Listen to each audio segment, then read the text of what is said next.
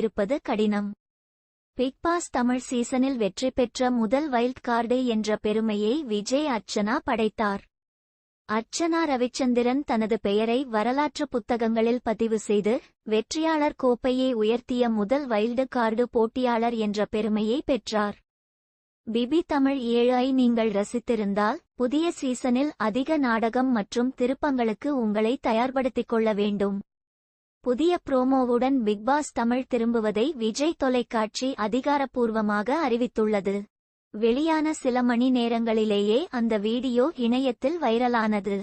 நிகழ்ச்சியின் நெருங்கிய வட்டாரம் ஃபிலிமிபீட்டிடம் பிரத்தியேகமாக கூறுகையில், 7வது சீசன் பிளாக்பஸ்டருக்கு பிறகு தயாரிப்பாளர்கள் விஷயங்களை இன்னும் அதிகமாக எடுக்க விரும்புகிறார்கள்.